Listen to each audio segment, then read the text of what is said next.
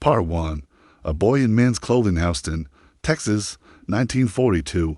The summer was unusually sultry, even by Houston standards. The air was thick and heavy, smelling of dust, oil, and war. War was everywhere, in the news reports blaring from every radio, in posters of Uncle Sam glaring sternly from every wall, in the tears of women seeing off their sons and husbands at train stations. For 12-year-old Calvin Graham, this scent of war wasn't repulsive, but rather alluring. It was the aroma of freedom, a ticket away from a world he found cramped, unfair, and dreary. His life in a poor farming family was a series of hardships and toil. His father, a man with a violent temper, had long since abandoned the family. His mother, exhausted by endless worries and a new marriage that didn't fit Calvin's needs, found neither affection nor understanding for him. School, where he was often reprimanded for fighting, brought him no joy either. He felt like an outsider, trapped in a cage of circumstances. His world was limited to dusty streets and farm views. But somewhere out there, across the ocean, guns roared. The fate of the world was being decided, and his boyish heart yearned for that very spot to eye the storm, where he could become a hero, not a burden. The idea came to him suddenly, like a flash of lightning in a sultry sky. He'd heard stories of older boys grafting a year or two onto themselves to get to the front. Why not? He was precocious, strong, his hands already familiar with the rigors of work. The decision was made with the reckless determination that only children, truly unaware of fear or consequences, are capable of. The plan was thought out with the meticulousness of a spy novel. Along with several other precocious friends, he headed downtown. His heart was pounding so hard, he could almost hear it in the street. He entered the recruiting office building, trying to give his still undeveloped gait a rough, sea-like sway. The air inside smelled of disinfectant, sweat, and paper. The official, institutionalized set of the adult world. Year of birth? Asked the gray-haired sergeant, his face wrinkled like a map of unknown lands. Without looking at him, 1925, Calvin managed, trying to keep his voice from wavering or breaking into a falsetto. He'd memorized the date like a prayer. 17 years old, only 5 years older than his real age, but an abyss, an eternity. The sergeant looked up at him. His gaze was heavy, tired, searching. Calvin felt a shiver run down his spine. He imagined himself being exposed, thrown out in disgrace, and his cheeks flushed. But the official's fatigue and the influx of conscripts played into his hands. The documents he and his friends had crafted in the basement looked convincing enough. The signature, the seal, everything was there, crafted with touching and terrifying childish care. The medical examination was the next challenge. He was afraid the doctor would notice his youth by his build, by the lack of stubble. But the doctor was just as overwhelmed as the sergeant. He mechanically listened to his lungs and checked his blood pressure, healthy as a horse. He muttered, and affixed the coveted seal when he received his Navy uniform, tailored for a grown man. He couldn't help but smile. The blue fabric was rough and smelled of government tissue cloth, but to Calvin, it was the scent of adventure. He packed it in an old backpack, sent his mother a short, pompous note about leaving to defend his country, and ran away from home. Goodbye, childhood. Goodbye, school. Goodbye, joyless life. Boot camp in San Diego was a shock. It was a world of shouting instructors, grueling forced marches, drills, and endless scrubbing of the decks until they sparkled. The physical strain was excruciating, but he endured it by gritting his teeth. The hardest part was not giving himself away. He avoided talking about home, school, or girls, while the other sailors smoked and told stories in the evenings. He remained silent or pretended to be tired. He learned to shave, though the razor glided over perfectly smooth skin, simply to participate in this ritual of growing up. He adopted mannerisms, slang, and a crude sense of humor. Gradually, the mask grew on his face. He was no longer Calvin Graham, the unfortunate boy from Texas. He was Seaman Graham. A rookie in the U.S. Navy, his dream had come true. He was sailing toward war on a gigantic steel leviathan, the battleship South Dakota. He didn't yet know that hell existed not only on land, but also on the seas, and that the childhood he had so desperately fled was the only truly safe place in his life. Part 2.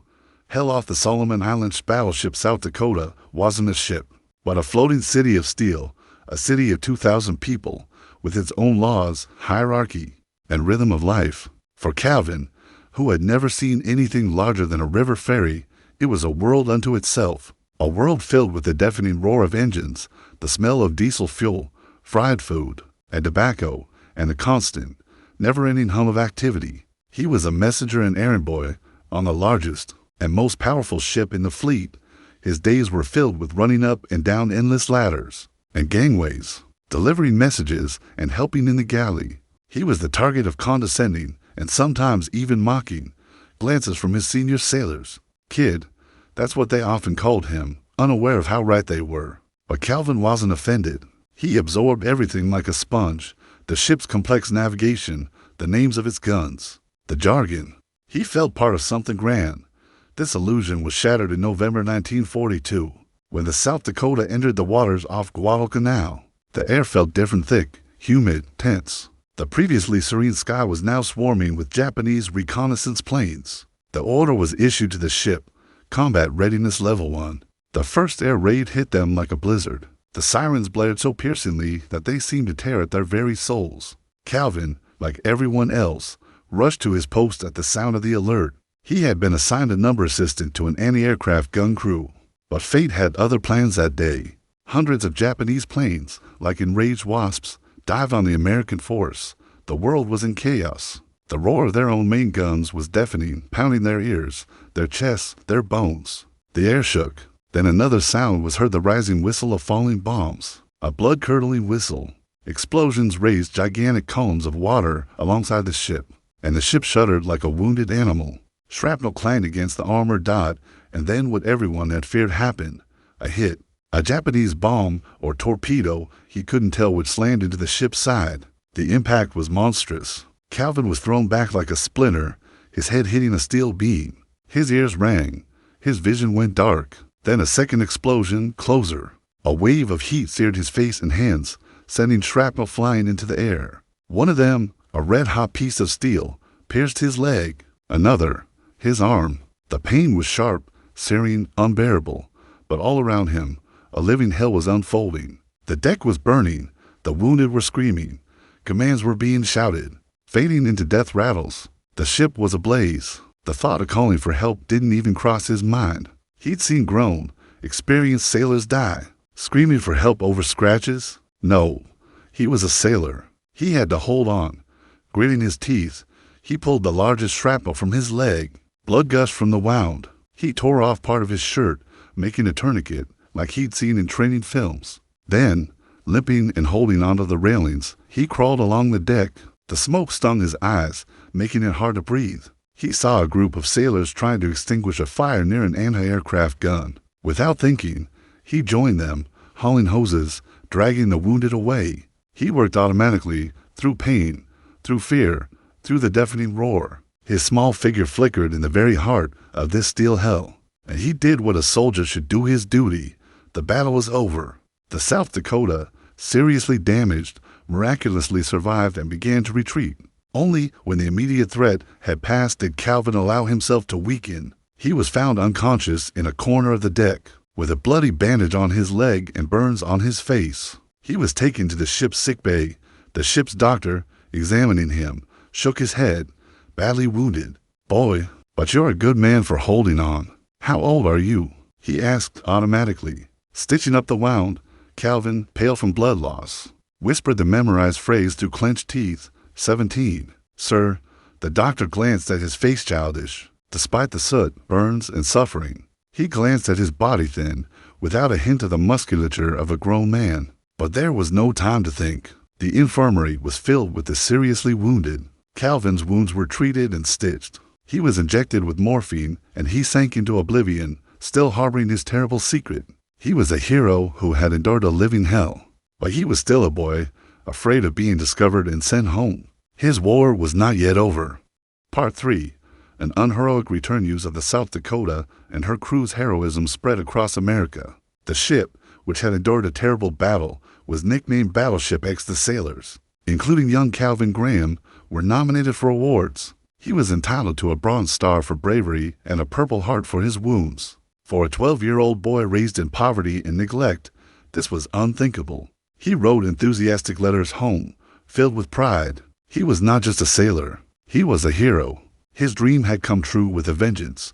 But fate had a cruel blow in store for him. His mother, who received his letters, was not delighted, but horrified. It turned out that her missing son had not been working for relatives, but at war. The woman, perhaps driven by a mixture of fear, anger, and maternal instinct, didn't cover for him. She wrote an official letter to the U.S. Navy revealing her son's true age. The revelation was swift and humiliating. Calvin was summoned to the captain's office. He stood at attention in an office smelling of expensive wood and authority. Looking into the commander's stern face, Seaman Graham, the captain's voice was cold as steel. "Your mother has given us some interesting information. Are you still 17? Calvin tried to protest, to deny it, but his lies crumbled like a house of cards. Details he hadn't been able to process, inconsistencies in his story all came to light. The captain, looking at him, saw not the hero of the Battle of Guadalcanal, but a frightened, bedraggled boy who had deceived the government. The consequences were merciless. All his dreams of glory crumbled to dust. He was spared prison for forgery only out of pity and consideration for his service. But the outcome was perhaps even more brutal. He was discharged from the Navy for dishonor. All his awards, both the Bronze Star and the Purple Heart, were revoked. He was ordered to forget his service as a bad dream, but the most terrible blow wasn't even that. The wounds he sustained in battle required treatment. However, since he was no longer a heroic sailor, but a juvenile delinquent, the Navy absolved itself of all responsibility. He was put ashore penniless, without a disability pension, without any medical care. The shrapnel left in his body and the unhealed burns became his constant companions, silent witnesses to the hell he had endured and which he was supposed to forget. The return to Texas was bittersweet. Instead of a hero's welcome, there were humiliating questions. Instead of glory, there was the ridicule of classmates who didn't understand where and why he had run away. The school he had fled now seemed like a prison. His own body, scarred and unhealed, became his jailer. He tried to work, but chronic pain hindered him. He married and became a father, but providing for his family was incredibly difficult. The war he had so romanticized left him with a legacy not of medals, but of scars and nightmares. He dreamed of fire, explosions, the faces of fallen comrades. He heard the roar of guns, and worst of all, there was the feeling of injustice. He had no doubt he had done the right thing. He had fought for his country, been wounded, and shown bravery. Why was he punished? Just because he was too young to die, but old enough to fight? Years passed. Calvin Graham, unable to find his place in civilian life, worked as a delivery boy or a welder. His story periodically surfaced in the press, becoming a sensation for a day. But the real battle for his good name lay ahead. In the 1970s, already an elderly and ill man, he decided to fight. He wrote a letter to Congress and gave several high-profile interviews. His story touched the public. People demanded justice for the boy soldier, and in 1978, 36 years after his departure to the front and 35 years after his dishonorable discharge, justice prevailed. By decision of the U.S. Congress, Calvin Graham was given back all his awards, including the Purple Heart. Moreover, he was awarded a full military pension for his wounds and compensated for all the years he hadn't received it. He died just a few years later, in 1992, of a heart attack. But he died not as a criminal, but as a veteran. His story is one of incredible courage and bitter injustice, the cruel paradox of war, in which children can become heroes, but the system long refuses to recognize their right to that title. He was the youngest soldier in the American Army, a boy who so desperately wanted to be a man that he went through hell and back to prove it to everyone, especially himself.